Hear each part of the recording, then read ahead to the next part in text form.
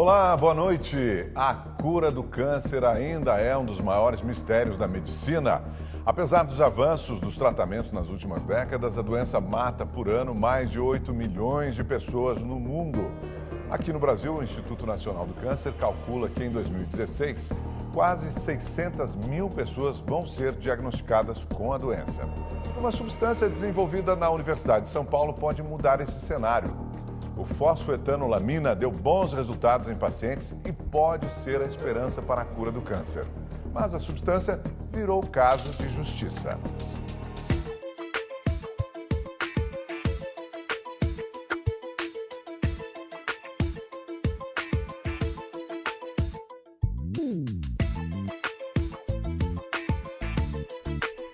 Os 230 quilômetros separam São Carlos da capital paulista. Localizado no interior do estado, o município abriga cerca de 240 mil habitantes e é considerado um importante centro educacional e científico. Foi aqui que pesquisadores desenvolveram uma substância vista por milhares de pessoas em todo o país como uma esperança no combate ao câncer. É a fosfetanolamina sintética. Eu acredito, no poder da cura, que um dia eu possa ser curado. Depois que apareceu esse medicamento, eu tô com medicamento da cura, do câncer, eu tô com uma esperança. Mesmo que não seja verdade, mas eu quero tentar, pelo menos. Sim, é uma esperança. Pelos casos de pessoas que já estão curadas e de melhoras, eu acredito que sim. Uma pessoa que sofre de câncer, que mal maior pode acometê-la? Então, a fosfetanolamina é sim a esperança de todos nós.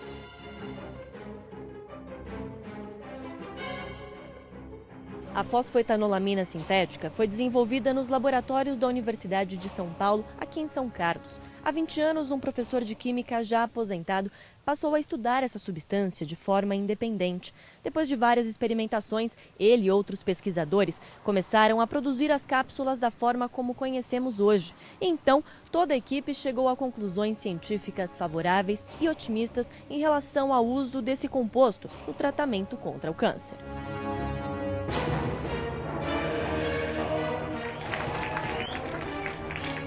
Este é o professor responsável pelo estudo. Gilberto Chierici é doutor em Química Analítica e deu aulas na USP por 40 anos. Não à toa, foi apelidado de pai da fósfo. Era minha obrigação devolver aquilo que eu sou pago para fazer, que é uma pesquisa. Então, não vejo mistério nisso, nem nenhuma ato de nobreza nisso. Entendeu? Você me pagou, eu fiz a pesquisa, está aqui. Os resultados é seu. O médico Renato Meneghello faz parte da equipe de Gilberto. A literatura diz que a fosfetanolamina ela é um pró-cancerígeno, então, ou seja, ela poderia causar câncer. Nós somos na rota contrária. Nós pensamos, será que ela está realmente causando câncer ou será que ela está tentando combater o câncer? E foi aí que nós fomos estudar ela e vimos que o efeito dela realmente é para o combate do câncer. A gente sabe que o faturamento da indústria farmacêutica é muito grande. E essa polêmica toda gerou porque nós não vendemos a patente. Nós simplesmente decidimos fazer aquilo que no mundo inteiro não se faz. Nós estamos doando um composto que pode ser muito promissor no combate com o câncer. Você imagina financeiramente quanto esse composto não vale? A substância foi desenvolvida a partir da combinação de dois compostos, a monoetanolamina, encontrada em shampoos de cabelo, e o ácido fosfórico, que é um conservante de alimentos. A fosfetanolamina já existe naturalmente no nosso organismo e no leite materno. Ela tem função estrutural de formar membranas celulares, mas também age em conjunto com o sistema defensor, reconhecendo células diferenciadas no nosso corpo. Já a cápsula tem função parecida. Depois de ingerida, a droga vai até o fígado, onde é metabolizada. Dali segue para a corrente sanguínea. Segundo os pesquisadores, ela atua como um sinalizador de células cancerosas. Dessa forma, são facilmente reconhecidas pelo sistema imunológico, que logo entra em ação, atacando-as em um processo chamado de apoptose, ou seja, a morte programada das células doentes. Com a proposta de um tratamento inovador para uma das doenças que mais mata no mundo não demorou até que os cientistas fossem procurados por milhares de pessoas em busca da cura. Em 2008, a equipe passou a distribuir as cápsulas de graça a pacientes terminais. Nós fazíamos em torno de 50 mil cápsulas por mês. E todas elas iam embora. E aí os resultados começaram a aparecer. E aí isso cresce num tamanho que ninguém segura. Eu não via, como eu via resultados quase sempre, que os pacientes traziam. Olha, doutor, como eu estava. Olha como eu estou. Dois atestados. Não, mas o médico te liberou? Não, não liberou. E aí? Vou embora para casa, não quero nem saber. Eu estou curado. Esses resultados te surpreenderam ou o senhor já esperava por isso? Não, eu já tinha tido alguns médicos no hospital dizendo que era muito alvissareira. Que esse teste era um teste bastante positivo. Relatos, assim, espontâneos, tá? Não que a gente entrega a cápsula em troco de algum exame, alguma coisa assim. Não, a gente entrega não. Eles entregavam as cápsulas, mas porque o paciente ia buscar. Porque a gente tinha certeza de que não ia fazer mal, se não fizesse bem, tá? E os pacientes não voltavam reclamando. José Luiz foi um desses pacientes. Diagnosticado com câncer nos ossos e depois metástase no pulmão, ele passou por cirurgias e sessões de radioterapia durante 2 anos. Para seguir o tratamento, os médicos recomendaram uma quimioterapia. Aí minha esposa falou, mas doutor, a gente vinha ouvindo até agora que o caso dele, a quimioterapia tem uma resposta muito baixa. Ele falou, pois é, mas é a única alternativa que a medicina convencional tem e é essa que nós temos a oferecer. Mas pelas redes sociais ele teve o primeiro contato com a fosfoetanolamina e depois de muita pesquisa decidiu arriscar. A princípio até não haviam ainda argumentos fortes que aquilo iria funcionar. Minha família a princípio falou, olha, eu acho melhor você ir na quimioterapia. Eu falei, não, eu vou na fosfoetanolamina. Então foi uma decisão pura e simplesmente minha, pessoal. José Luiz tomou as pílulas durante 35 dias. A surpresa veio com um exame de tomografia.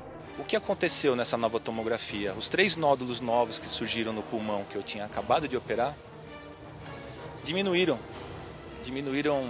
35%, o outro 40%, outro 42%. Então o exame comprova que os nódulos diminuíram de tamanho, só tomando a fosfoetanolamina. Como o composto não tem aprovação de órgãos competentes e, portanto, não pode ser tratado como medicamento, a USP decidiu barrar a produção e distribuição das cápsulas. Por meio de uma portaria, a universidade determinou que a expedição e distribuição das drogas com finalidade medicamentosa só poderiam ser feitas depois da apresentação de licenças e registros. E para obter a aprovação, a Agência Nacional de Vigilância Sanitária determina que, primeiro, o composto seja testado em laboratório e em animais, roedores e não roedores. Caso todos os resultados sejam favoráveis, na próxima etapa começam os testes clínicos em seres humanos, divididos em 3 fases. Cada uma dessas fases devem ser aprovadas pelos órgãos competentes, como o Comitê de Ética e Pesquisa, a Comissão de Ética em Pesquisa e a Anvisa. Mas é aí mesmo que nós entramos, que nós estamos pedindo. Nós pedimos desde 2008 testes clínicos. É aí que nós não estamos com briga com ninguém, nós não estamos com discussão com o Ministério, nós estamos pedindo somente aquilo que o Ministério diz que tem que fazer, testes clínicos. Faltam realmente testes clínicos em seres humanos. E é isso que a gente vem pedindo, e vem pedindo assim, exaustivamente. No entanto, a Anvisa informou que não há registro concedido ou pedido de registro da fosfoetanolamina. E ainda ressaltou que também não há em curso qualquer avaliação de projetos para fins de pesquisas clínicas envolvendo seres humanos. Porque até hoje nem os estudos pré-clínicos foram conclusivos ainda. Então nós vamos ter que começar essa pesquisa praticamente do zero, para depois dos ensaios clínicos a gente poder tomar uma decisão. O doutor Davi Wibe está aqui do meu lado. Nós tivemos uma reunião com o governador do estado, Geraldo Alckmin, que ele está defendendo que após os ensaios, os ensaios de nível 1, a gente possa liberar essa droga como um efeito, uma droga como uso compassivo.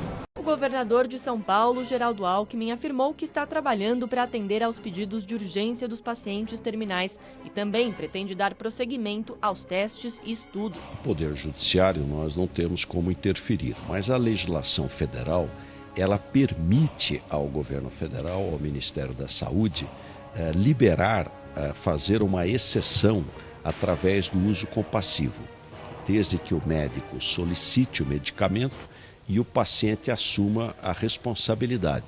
Então ele diz, olha, eu assumo a responsabilidade, aí você pode liberar antes da substância virar remédio, ou seja, ter a sua aprovação pela Anvisa.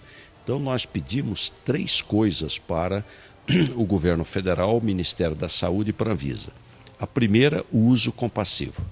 O governo libere para os pacientes que quiserem, que têm pressa, que assumem a responsabilidade, para que eles possam tomar. Segundo, nos autorize a fazer a fase 1 e 2, que é a fase de segurança e eficácia, aqui nos nossos hospitais do Estado. Nós já vamos tratando os pacientes, eles já vão tomando.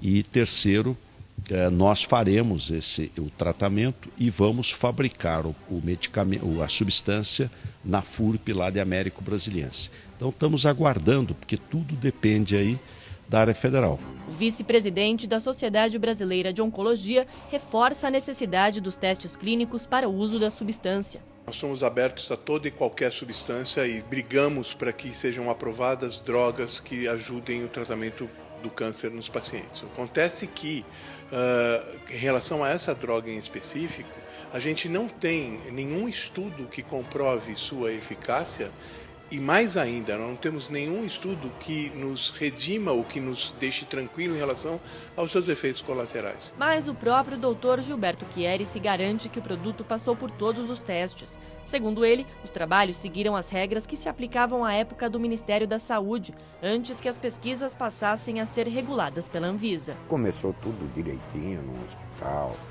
fazendo dados clínicos, reserva de segurança, método de dose toxicológica, tudo isso foi feito. O senhor fez os testes clínicos? Não, eu não poderia nunca fazer. Um hospital fez e um médico com convênio que tinha entre a universidade e o hospital. Então não é que não foram feitos, não foram entregues. O interesse, porque não foi entregue, não é para mim que você tem que perguntar. Teria que perguntar no próprio hospital. Só que mesmo sem garantias das autoridades brasileiras, cientistas e pacientes travaram uma batalha para que a fosfoetanolamina seja reconhecida e adotada. O caso foi parar na justiça. Muitos pacientes decidiram entrar com ação com pedido liminar para ter acesso imediato às pílulas. Assim, a USP recebeu em pouco tempo cerca de 4.000 liminares e foi obrigada a fornecer o produto para atender às determinações judiciais. Decidiu-se, que ela seria feita a entrega mediante requisição judicial. Acabou também acontecendo de haver uma avalanche de processos e esses processos acabaram então deferindo a entrega e muitos pacientes conseguiram efetivamente receber. Mas hoje, por força de uma decisão do Tribunal de Justiça de São Paulo, essas entregas acabaram sendo suspensas. No mês passado, outra reviravolta. O órgão especial do Tribunal de Justiça de São Paulo determinou a suspensão do fornecimento da substância em todo o território paulista. Ao julgar o recurso, o desembargador afirmou não ser prudente a liberação da fosfoetanolamina sem as necessárias pesquisas científicas. A partir daí, a USP teve de continuar atendendo às demandas judiciais dos outros estados, mas foi obrigada a barrar as distribuições em São Paulo.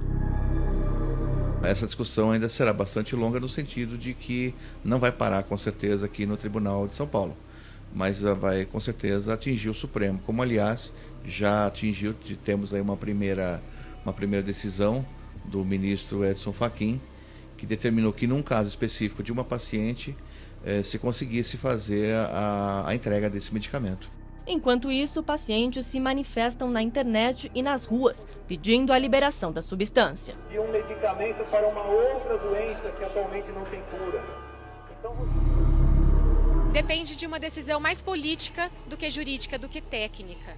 né? E aí é nessa decisão política do Tribunal de Justiça que a gente tenta sensibilizá-los, né? E inclusive solicitando apoio de outras autoridades governamentais que possam também influenciá-los positivamente, se oferecendo para solucionar o problema. Bernardete é uma das pacientes que está com a liminar travada na Justiça Paulista. Diagnosticada com câncer de mama em 2012, hoje ela sofre de metástase nos ossos. Para os médicos, a doença de Bernardete não tem cura. Por isso, antes de descobrir a fosfoetanolamina, a analista de sistemas vinha passando por tratamentos paliativos. Tudo mudou quando ela e a filha, que é médica, encontraram informações na internet sobre a tal pílula do câncer. Quando ela chegou à conclusão, ela falou: mãe, cheguei a duas conclusões. A primeira é que essa substância é uma substância endógena e que ela não deve trazer consequências negativas para você. A segunda é que tem uma chance de dar certo. O que você quer fazer? Eu falei: filha, a morte eu já tenho. Eu vou tentar a vida. Em setembro, ela entrou com um pedido de liminar e teve acesso a 120 cápsulas, entregues pelo correio. Comecei a fazer uso e continuei com o meu tratamento normal e rotina dia a dia. Quando foi o 4º dia de uso, eu esqueci de tomar as minhas medicações para dor, meus analgésicos. E quando foi mais ou menos umas 10 horas, eu falei: nossa, eu não tomei remédio da dor. Eu falei: mas eu tô sem dor. Eu não vou tomar, vamos ver até onde vamos sem isso. E não tomei mais, desde aquele dia. Para chegar a esse resultado, Bernardete toma 3 cápsulas por dia, a cada 8 horas. Dosagem recomendada pelo químico que desenvolveu a substância. A preocupação é que o frasco já está ficando vazio. Então esse potinho aqui vai dar para 20 dias, né? E depois disso, o que você pretende fazer? Bom, eu pretendo usar todas as armas que estão disponíveis legalmente, né? Os nossos advogados já estão fazendo todos os recursos cabíveis na ação. Nós estamos tentando de todas as maneiras negociar a habilitação das liminares. Eu vou usar de tudo todas as armas que Deus me der para isso. O esforço de todos que lutam para conseguir o composto é motivado principalmente pela dor, pela angústia e pelo sofrimento que a doença traz. Aos 57 anos, Reinaldo descobriu um câncer no pulmão. A quimioterapia diminuiu em 70% o tamanho dos tumores, só que agora a doença estacionou. Por isso, o mecânico também quis entrar na justiça para tentar um tratamento diferente. Eu assumo total responsabilidade. Eu sei até onde eu posso chegar. Se o efeito for o contrário, eu me arrisco a fazer isso. Eu estou fazendo isso por mim. Ninguém está fazendo por mim. Então, sabe, isento o governo, isento qualquer autoridade, sabe. É a chance que o senhor tem? É assim que o senhor enxerga? Sim.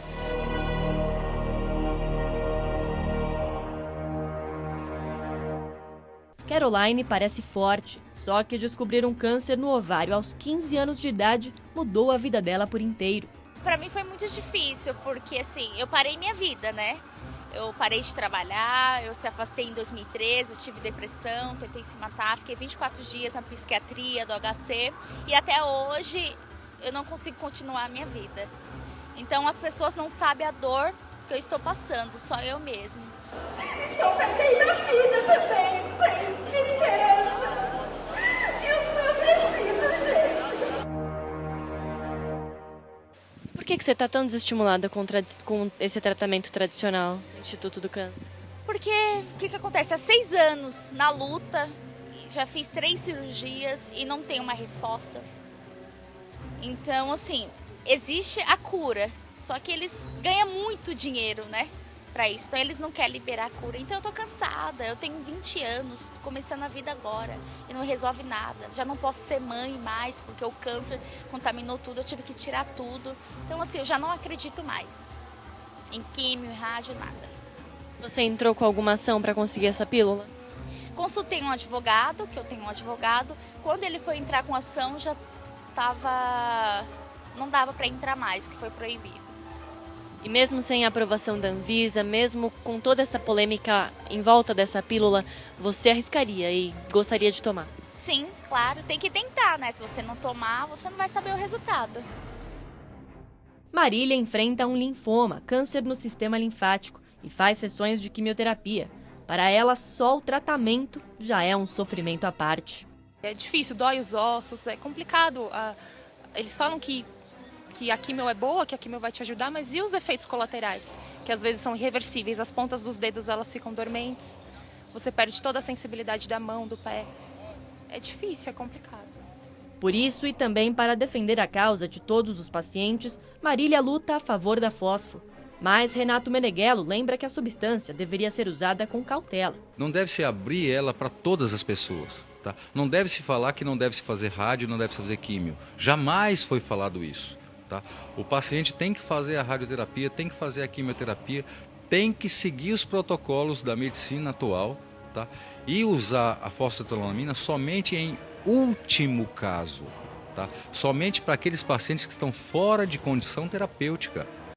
O prefeito de São Carlos viu dentro de casa os efeitos da substância e apoia a pesquisa, os testes e o uso. Partindo do Dr. Gilberto, que é um PhD, é um professor de química, respeitadíssimo no meio acadêmico da São Carlos e meu amigo há 30 anos, e os casos que eu tenho acompanhado, inclusive o tratamento que minha mamãe fez dos 52 até os 79 anos com o produto dele, com resultados altamente positivos, vencendo o câncer no seio, vencendo o câncer no pulmão, vencendo o câncer nos ossos e depois morreu de infecção hospitalar.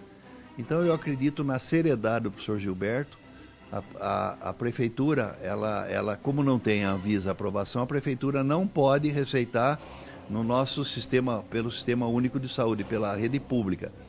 Mas eu pessoalmente, enquanto cidadão, enquanto conhecedor do processo, enquanto engenheiro, e sabendo do mecanismo genético que a fosfetanolamina provoca contra a célula cancerígena, eu tenho que aplaudir e apoiar e dizer que se o Gilberto Scheres vivesse nos Estados Unidos, na Europa ou no Oriente, ele seria prêmio Nobel. No Brasil existe gente competente, no Brasil existem cientistas competentes. A gente vai mostrar isso para o mundo ainda. O mundo inteiro vê. Por que nós não vemos?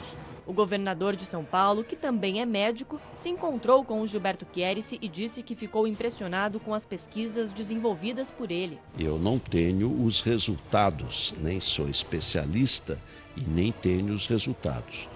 Mas o depoimento das pessoas que eu ouvi são extremamente importantes, né? Depoimentos de melhora do estado clínico, de não ter mais dor, de regressão tumoral. O que nós temos que fazer agora é cumprir o regramento para poder ter segurança. O Ministério da Saúde disse em nota que está empenhado em apoiar a realização de estudos clínicos e a produção da fosfetanolamina e criou um grupo de trabalho para apoiar as etapas do desenvolvimento clínico do medicamento. O grupo conta com o apoio da Anvisa e deverá contar com o apoio do Instituto Nacional de Câncer, o INCA, e da Fiocruz. O Ministério da Ciência, Tecnologia e Inovação também está colaborando com as ações e deve investir R$10 milhões para os resultados. Só que todo esse processo leva tempo, e tempo é o que os doentes de câncer menos têm.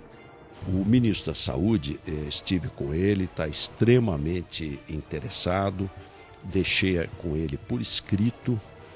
Nós já estamos com todo o protocolo pronto. Se o governo federal disser ok, o ICESP já começa. Nós já desenhamos um estudo, é um estudo no qual a segurança da medicação será avaliada e será feita a inclusão de pacientes em 10 braços diferentes, com 10 tumores diferentes.